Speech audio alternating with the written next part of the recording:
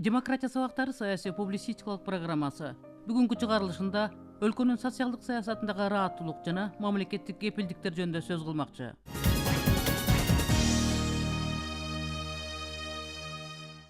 Социалдык саясат экономикалык, укуктук, социалдык, инсандык ченемдерге ээ. Анын ичинде социалдык акыйкаттык принцибинин практикалык иш жүзүнө ашуусу айрыкча мааниде. Демократиялык коом өзүнүн аялуу катмарынын теңчиликте жашоо турмуш өткөрүүсүнө камкордук көрүшү кадыресе көрүнүш. Бул багытта тилекке каршы республикада маселе арбын. Алардын бири коомчулукта талкууга алынып жаткан мамлекеттик юридикалык жардамга кепилдик жөнүндөгү мыйзам долбоору. Буга чейин мамлекет карыларга мүмкүнчүлүгү чектелген катмарга кылмыш иштери боюнча акысыз адвокаттын кызматын, тагыраак айтканда юридикалык жардам көрсөтүп келген. Ал эми жарандык жана административдик иштерге келгенде күнү бүгүнкүгө чейин финансылык шарт жок делинип келет. Азыр өтө оңой эмес маал болуп атат. Мындайча айтканда бир тууганды бир тууган тааныбаган, сыйлабаган маал болуп атат тилекке каршы. Бирок ошол эле ошол нерсе биздин иштерге дагы чагылдырылып атат да. Анткени деген бизге кайрылган маселелер жылына ортосуп айтканда жарандык иштер 100дөн ашык болот. Административдик иштер болсо адан азыраак болот, бир 50 чакты болот. Кылмыш иштер эң азы кылмыш иштер болот. Анткени мүмкүнчүлүгү чектелген адамдар Кудайга шүкүр кылмыш иштерге көп катышпайт.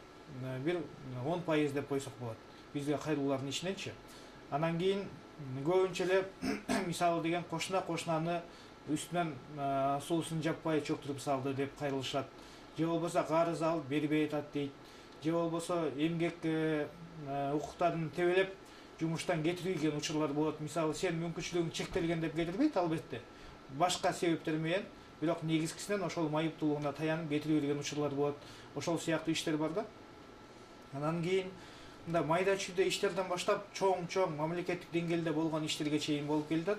Мисалы айтып кетчү болсок, биздин негизги жетишкендигибиз 2010-жылы кабыл алынган баш мыйзамда 16-беренеде мүмкүнчүлүгү чектелгенине байланыштуу жарандар дискриминация болбош керек деген пунктту мына биздин фонддун өкүлдөрү Конституциялык кеңешмеде болуп ошолор киргизген.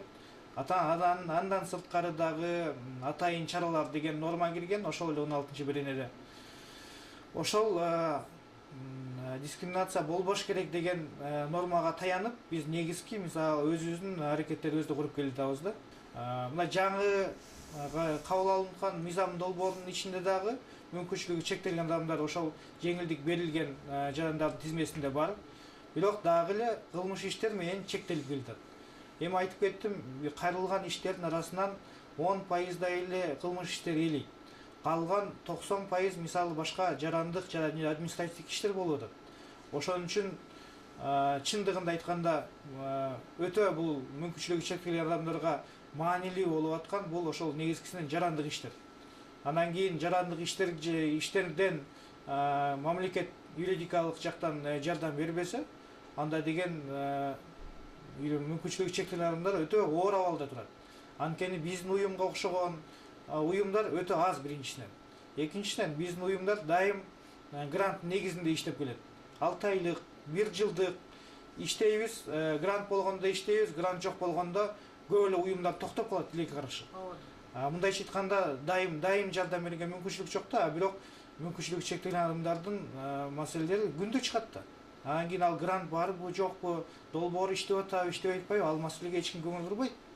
Ошон үчүн мамлекет деген ушул нерсеге биринчиден көңүл буруш керек. Мүмкүнчүлүгү чектелген адамдар, жана мен айтып кеткен баш мыйзамдын 16-беренесине ылайык кадимкидей эле жарандар менен тең. Практикалык жагдайында сиздер ушул мүмкүнчүлүгү чектелген адамдардын арыз муому же сот иштери менен барганда сот системасы, укук коргоо органдары кандай кабыл алат? Кээ бир соттор же кээ бир укук коргоо органдарынын өкүлдөрү мүмкүнчүлүгү чектелген адам болгондо өтө кылдаттык менен көңүл буруп карап, мүмкүн болушунча ошол укугун, тебеленген укугун ордуна келтирип калыптандырганга аракет кылган адистерибиз бар, жок эмес.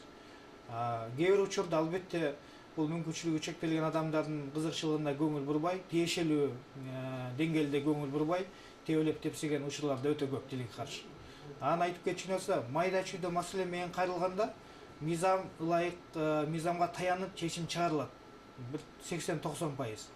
бирок көбүрөөк маанилүү иш болсо эле, мындайча айтканда доо арызында көрсөтүлгөн баа бийигирээк болсо эле, анда сөзсүз түрдө орто жолго тилекке каршы коррупцияланган элементтер аралашып кетип, соттун чыгарган чечими адилетсиз болуп калган учурлар өтө көп тилекке каршы. Адвокаттардын арасында мисалы ошол гонорар төлөбөй эле койгула. Ошону мен бир өзүм эле ошол ишти аягына чыгарып сиздерге жардам берейин деген адвокаттар бар бизде.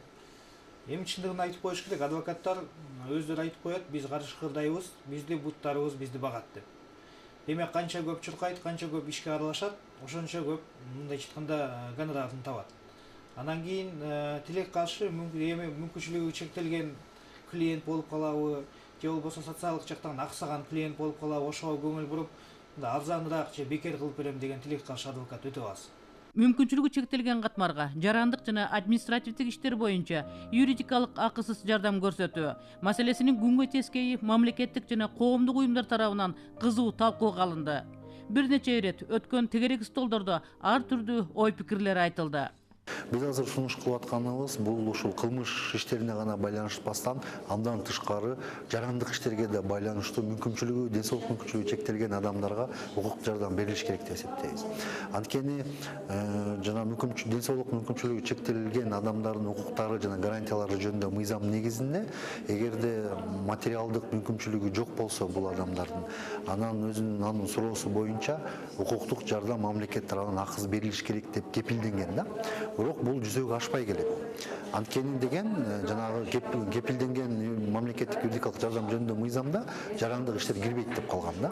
Биздин азыр сунушубуз ошону киргизип, ушул мүмкүнчүлүгү чектелген адамдар укуктук жардамды мамлекет тарабынан алып турушу зарыл дейбиз. Бүгүнкү күндө бул жардамды болсо жанагы некоммерциялык эмес уюмдар тарабынан көрсөтүлүп келатат. Бирок бул донорлордун жардамы менен. Бирок бул деген туруктуу эмес да. Туруктуу болуш үчүн мамлекет тарабынан өзүнчө система менен жардам көрсөтүлүп турууга тийиш да. Мындай карап келе турган болсок, бул мыйзамдын алкагында ушу өзүнүн мүмкүнчүлүгү жок болуп аткан адамдыкын, өзү тиги көзү көрбөгөндүктөн айынан же баса албагандыктан айынан өзүнүн укугун корголуп аткан адамга, мисалы жарандык иштердин азыр көп учурларда алардын болгон үйүн, жерин тартып алгандар, же болбосо ошого болгон укугун каттай албаган учурлар абдан көбөйүп атат да. Анан ушундай мыйзам учур талабы болуп аткандан кийин сөзсүз түрдө мамлекет тарабынан жанагы квалификациялуу деңгээлде юридикалык жардам берилиш керек деп эсептейбиз да. Скажем, когда мы закладываем инновационные какие-то законодательные акты с учетом хороших международных практик, это очень хорошо. Например, как за рубежом в США обеспечивают доступ к правосудию для лиц с инвалидностью. Прежде всего, юридические компании, они предоставляют бесплатную юридическую помощь всем уязвимым слоям населения, и адвокатам платят заработную плату за их бесплатные юридические услуги именно компания. А компания, в свою очередь, за такую вот работу социальную имеет налоговые преференции, налоговые послабления со стороны государства, если она оказывает подобного рода услуги. И я считаю, что эта практика очень хорошая, и ее постепенно необходимо внедрять и в нашу страну. Данный законопроект является актуальным, потому что очень много людей у нас в Кыргызстане не имеют доступа к качественной юридической помощи именно на безвозмездной основе. И в связи с этим, когда мы смотрим, насколько он экономически целесообразен, необходимо посмотреть возможность поэтапного финансирования законопроекта, чтобы он осуществлялся на практике. Потом, когда мы видим, что если качественно была предоставлена юридическая помощь или доступ к правосудию, то этот ребенок, например, обучился в школе или получил возможность получить хорошую гарантированную социальную помощь, то в итоге этот ребенок, вырастая, становится образованным человеком, имеет возможность работать, и этот человек уже не нуждается в дополнительных социальных гарантиях или выплатах, а это огромное количество денег, которые бюджет может сэкономить.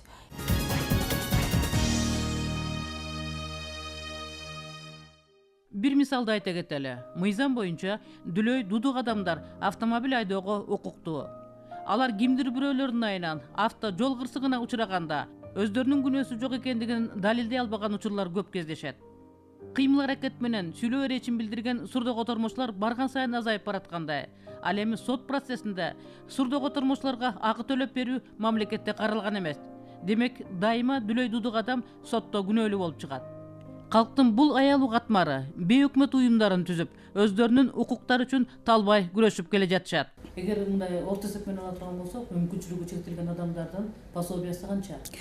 Эми орто эсеп менен алганда мүмкүнчүлүгү чектелген адамдардын пособиялары 2,5–3 миң. Мисалы мен биринчи топтогу майыпмын, мен коляска менен жүрөм, мен өзүм эчтеке кыла албайм.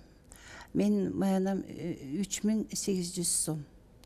Ошол 3800 сомду бир айга жеткизилиш керек. Тамак ичкенге, кийингенге, дары алганга, ар кандай санитардык гигиеналык нерселерди алганга ошол 3800 сомду жеткириш керек. Биз жакында бир изилдөө жүргүздүк да, ошол 3800 сом эмнеге жетет деп. Анан жүргүзүп атып, аябай чындыгында ыйлагыбыз келди. Ошондо бир эме турду да, дилемма турду да, ушул эмне алыш керек? Күрүч алыш керекпи же макарон алыш керекпи деп. 1 килограмм. Ошондо макаронго кеттик. Эмнегедир ал деген арзаныраак турат экен. Жакында мен интернеттен окудум эле. Жапаров айткан экен, что $100 адам деген жашай алат бир ай деп. Мурдагы Акылбек Жапаров. Ана мен ошондой суроо бергим келди эле да ошол кишиге. Эгер ошол Жапаров мүмкүнчүлүгү чектелген адам болсо, биринчи топтогу, ага деген памперс керек болмок, ага деген дары керек болмок, ага деген атайын бут кийим керек болмок. Эгер ал балдак менен башса, бут кийим деген бир айга жетпей 2 бут кийим кийиш керек. Ошондо эсептесек, көрөт элек да ошо киши кандай жашайт эле. Ошондой эле ойлоп атам, көп депутаттар, көп эле баягы власть имущийлер ойлойт болуш керек. Ошол 3900–3800 сомго мүмкүнчүлүгү чектелген адам жашай алат деп. Эгер ошол акчаны биз бөлүп келгенде мындай болду да, күнүгө 3 лепешка канты жок чайга ээ болот. Жетет экен да ошол акча бир айга. Анан Эми жаман айтпай жакшы жок. Сиз ушул 3800 пособияңыз болсо, ушул сотко күнүңүз түшүп калды. Сотко барыш үчүн граждандык иш боюнча сиз адвокат жалдашыңыз керек. Ушундай учурда кандай абалдан чыгып атышат? Анда деген эч жака бара албай калат. Ошо ойдон ишке ойлогон ой ишке ашпай, же болбосо укугу тебеленген бойдон эле ал киши жашап калат, же үйүнөн айрылат, же дагы бирдемеге ээ болбой калат. Ошо ал адвокатка барыш үчүн дагы адвокатка жетиш керек да. Ал үчүн такси жалдаш керек. Такси менен бара албаса, общественный транспорт недоступный. Аяка түшпөйт, түшө албайт машинелерге. Ушул мүмкүнчүлүгү чектелген адамдардын арасында ушул жабыр чеккендердин мүнөздөмөсүн айтасызбы? Кайсыл боюнча жабыр чегишти көп? Эми көбүнчө бул мүмкүнчүлүгү чектелген адамдарды туугандарынан, же болбосо жакын адамдар, же болбосо тааныш адамдар аябай көп эле алдап кетет да. Мисалы алсак, имущество, ошону өзүнүн мүлк маселеси боюнча ошону бөлүшө келгенде мүмкүнчүлүгү чектелген адамдар, например, сотко же бир жака баралык десе, кире албайт. Просто эле эме жанагы имаратка кире албайт. Же болбосо аларды эч ким укпайт. Анан алар өзүнүн баягы балким безграмотность или балким ишенчектигиненби кол коюп, бир документтерге кол коюп бере берет. Алардын алдап, анан көбүнчө ошо үй же мүлктөрүн өздөрүнө жазып алган убакыттар болгон. Же болбосо мисалы ушундай мисалдар болгон, күйөөсү менен аялы ажырашып атканда аялы балким мүмкүнчүлүгү чектелген болсо, аны эчтекесиз калып калган, укугу жокко да, укугу жокко чыгарылып калган же болбосо жалгыз жалгыз калган мүмкүнчүлүгү чектелген адамды алдап башкалар үстүнө кирип алып үй мүлкүн алып койгон убакыттар болгон. Мисалы бир окуяны айтып берсем, бизде Караколдо 2 адам жашаган, экөөнүн тең мүмкүнчүлүгү чектелген. Анан аялынын көзү көрбөйт, күйөөсү болсо жакшы басалчу эмес да. Анан күйөөсү каза болуп калды. Анан күйөөсүнүн туугандары келип, ошол аялдан үйдү тартып алмак болушту. Анын машинеси бар эле, машинесин тартып алмак болушту. Ошентип ал аял адвокатка кайрылмак болду да, юридикалык. Анан как раз биздин проектибиз бүтүп калып, юрист иштебей калган. Азыр ошол аял эмнеге, кимге кайрыларын билбей отурат да. Адвокатка барса, акча деп сураптыр. Акча берсең, билбейм канча сом деген, бирок ал аялдын акчасы жок, анын кичинекей колунда баласы бар. Анан ал азыр ошо отурат да, үйүнөн чыгып кет деп күнүгө туугандары келет экен, алардын эмеси жок экен да, ЗАГСысы жок экен. Анан чындыгында алар уже 5 жыл жашашып, уже 2 балалы болгон экен. Өзүнүн укугун кантип коргоорун билбей отурат. Бул чындыгында аябай чоң эле маселе да. Жарандык коом мүмкүнчүлүгү чектелген катмардын, анын ичинде пенсионерлердин, интернатта тарбияланган жашы жете элек балдардын мамлекет тарабынан кепилдиги болгон юридикалык жардамга ээ болушу коомчулуктун аң сезимине таасир берүүчү жагдай деп карашат жана өздөрүнүн кайрылууларын өлкөнүн президентине, өкмөтүнө, жогорку кеңешке, эл аралык уюмдарга жиберишкен. Бул маселенин чечилишине каршы болгон эч бир уюм жок, бирок чечилиши убакытты талап кылгандай. Талкуу учурунда Юстиция министрлиги өзгөчө пикирин билдирген. Өзгөчө пикир бул жанагы соттук реформанын алкагында жүрүп атат, бул мыйзамды талкуулоо. Анан кийин көбүнчө эми өкмөттүк эмес уюмдар, булар жанагы мүмкүнчүлүктөрү чектелген же болбосо акча каражаты жетпеген адамдарга кылмыш иштери боюнча гана эмес, ошондой эле жанагы граждандык иштер боюнча, анан административдик иштер боюнча дагы ушундай мамлекет тарабынан төлөнүүчү юридикалык жардам бериш керек деп ошондой сунуш берип атышат да. Эми биздин өзгөчө пикирибиз, бул жардамды азыр биздин бюджет кылмыш иштерин алкагында гана бере алат да.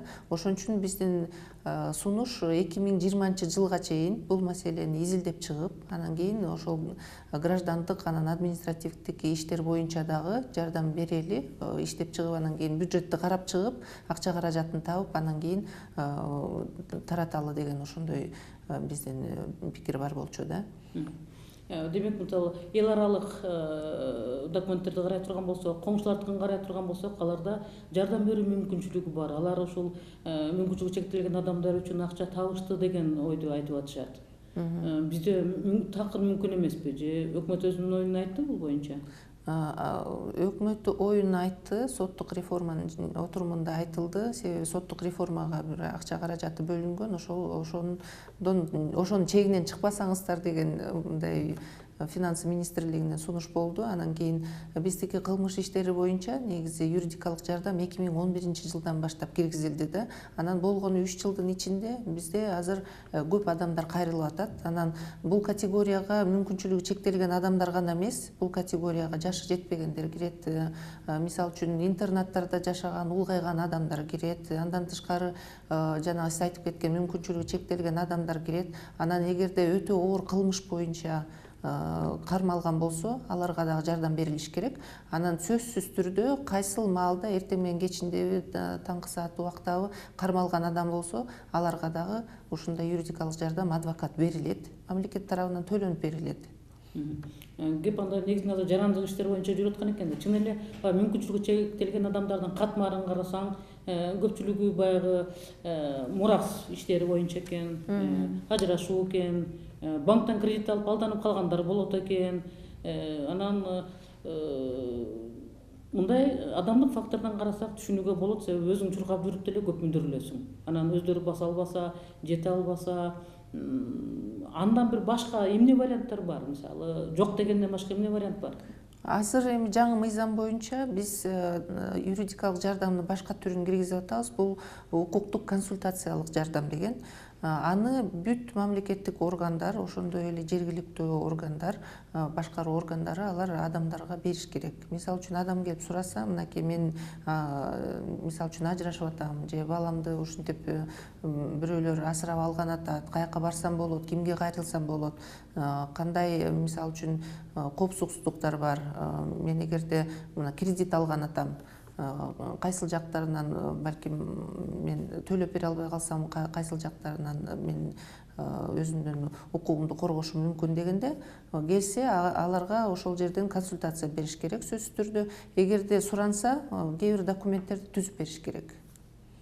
Анан эми бул биринчи этабы болуп атат. Биз жанагы граждандык иштер боюнча ушундай консультациялык жардамга киришип атабыз да. Ал эми толук мындай сотко катышып берүүчү адвокаттарды ошо 2020 жылга чейин биз санап чыгыш керекпиз. Кандай механизм менен берилет.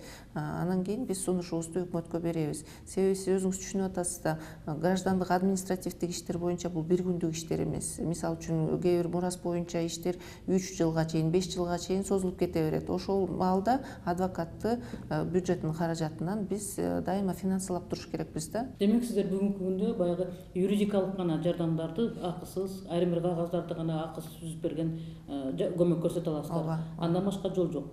Бүгүнкү күндө ошол мыйзамга киргизип атабыз. 20 жылга чейин деп атпайм. Балким бул кийинки жыл болуп калат. Балким 15-жыл, 16-жыл болуп калат. Сөзсүз эле 20 жылга эмес. Биз азыр акча каражатын санап чыгып, анын үстүнө азыр юстиция министрлигинин алдында биз центр түзөлү деп сунуш берип атабыз. Өкмөт колдосо, ошол центр түзүлсө, ал жанагы координация, мониторинг, анализ бардыгын иштеп чыгат. Бул жерде дагы биз билиш керек болуп атпайбызбы алдын ала канча адам, мисалы үчүн граждандык иштер боюнча же административдик иштер боюнча бизге кайрылат, мага адвокат керек деп. Биз анын баарын санап чыгыш керекпиз да. Мисалы үчүн биз бюджеттен бир 10 миллион сом сурасак, балким ал жетпей калышы мүмкүн. Себеби кээ бир иштер боюнча мен айткандай өтө созулуп кетет. Кээ бир иштер боюнча көбүрөөк мындай өлчөмдөгү жумуш жасаш керек адвокатка, анын үчүн биз төлөп бериш керекпиз. Балким ал Баткенге учуп чыгыш керек, башка жактарга барыш керек, анын баягы жолун дагы төлөп бериш керекпиз. Анан кийин ошонун баарын бүт кылдат санап чыгыш керек болуп атат да. Эми эл аралык стандартты карап көрсөк, биз бериш керекпиз мындай юридикалык жардам. Биз келиш керекпиз буга. Мүмкүнчүлүгү чектелген катмарга юридикалык жардамдын акысыз жүргүзүлүшү, тагыраак айтканда ага мамлекеттик кепилдик жөнүндөгү мыйзам долбоору эми жогорку кеңештин депутаттарынын талкуусуна коюлат. Айрым пикирлер алдын ала айтылды. Юридикалык кепилдик жактан мамлекет сөзсүз мүмкүнчүлүгү чектелген адамдарга жардам бериш керек. Себеби мага көп эл кайрылышат. Мисалын келтирип кетсем, бир жаран келген да, анын көзү көрбөйт. Бир жолу ал квартирантты киргизип, ал квартирант аны алдап, мен пропискага кой деп ал коюп койду. Анан бир жылдан кийин ал өзү ошол көзү көрбөгөн жаранга уведомление келди. Квартираны бошот, бул уже сеники эмес квартира. Ушундай факторлор абдан көп болуп баштап атат. И менин оюмча ооба, өкмөт туура эле айтып атат. Өкмөттүн толук мындай мүмкүнчүлүгү жок. Каржы жактан, мындай финансовый жактан ушундай көп мындай мүмкүнчүлүгү жок да, ушундай ооба камсыз кылганга. Ошон үчүн мен башка механизмди сунуштайм. Өнүккөн мамлекеттерде ар бир адвокатта мындай жакшы иштеген адвокаттарга атайын квотаны берилет. Ошол квота негизинде алар адвокаттар бекер юридикалык услуганы беришет. Ошол эле менин оюмча бул механизм абдан туура эле болот. Себеби действительно бүт баарга мамлекет төлөп бере албайт, акчасы жок. Ошон үчүн ушундай механизм менин оюмча жакшы эле иштейт эле. Себеби бизде 2 же мындай где-то 3000 адвокаттар бар. Менин оюмча алар хотя бы 3-4 иштерди бир жылда алса, бул абдан жакшы болот эле. Бизде азыр жаңы мыйзам бар, адвокатура боюнча мыйзам бар. Ошол негизинде ушундай квотаны бекитсе болот. Так жазылган. Мыйзамда уже ушундай норма бар.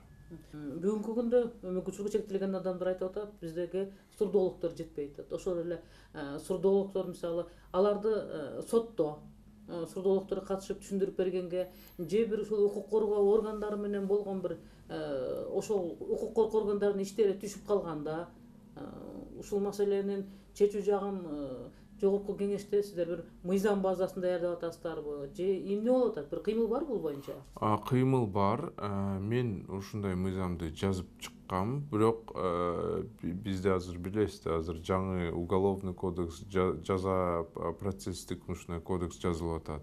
Мен ошол жаңы кодекстерге ушундай сунуштарды берем. Себеби бизде действительно сурдо котормочулар соттордо жок. Мисалы укпаган жаран, мындай дүлөө жаран сотко барса, аны эч ким түшүнбөйт. Жакшы анын сөздөрдү эч ким айта албайт. Ошон үчүн ушундай сурдо котормочулар болуш керек. Бизде бир эле институт бар, ошол ичинде где-то 5 же 7 ушундай киши ар бир жылда ошону окууну бүтөт. Бул абдан аз. Себеби абдан бизге ушундай көп керек. Арабаев атындагы университетте даярдаса керек азыр. Ооба, алардыкы только 5-7 киши ушундай ар бир жылда бүтөт ошол окууну. Кыргызстан бул социалдык мамлекет деп биз жарыя кылганбыз. Дүйнөлүк коомчулукка. Эми конституцияда ушундай жазылган, бирок биз көрүп атпайбызбы, мектепке барганда мектеп бекер, билим бекер болбой жатат. Садик бекер болбой жатат, университеттер бекер болбой жатат. Мен оюмча бул жөн эле конституцияда жазылганса, биз социалдык мамлекет деп. Жазылып калган конституциянын нормаларын аткарыш, аны алдыга жылдырыш бул биздин парламентарийлердин да милдети болсо керек. Сиздерде эмне аракет бар? Туура эле айтып атасыз, бирок азыр бизде мындай да, сиз бюджетти карасаңыз, бизде бюджет 2 миллиард эле доллар. Ошол 2 миллиард доллар мугалимдерге, врачтарга, жана башкаларга бөлүнөт. В том числе ОТРКга бөлүнөт. Абдан бул акча абдан аз. Ошон үчүн социалдык бул менин оюмча бул фикция да. Жөн эле биз жөн эле бири-бирибизди алдап атабыз да. Бул маселени өкмөт, жогорку кеңеш кандай чечет? Аны убакыт көрсөтөр. Бирок азыркы мүмкүнчүлүгү чектелген катмар баягы совет доорундагыдай байкуш кайыр сураган муун эмес. Алардын өкүлдөрү парламентте депутат, эл аралык уюмдарда иштешет, банк кызматкери, эл аралык деңгээлдеги юристтер, программисттер, спортсмендер, студенттер. Алар бири-бирине кол сунуп кам көрүшөт. Өздөрүнүн укуктары үчүн флешмобторду өткөрүшөт. Подиумга чыгып модалуу кийимдерди даңазлашат. Алардын көпчүлүгү жаштар. Мамлекеттик программаларда иштегилери келет, укуктардын корголушун каалашат. Мамлекет аларга татыктуу жоопту качан берет? Кеп эми ушунда калды окшойт.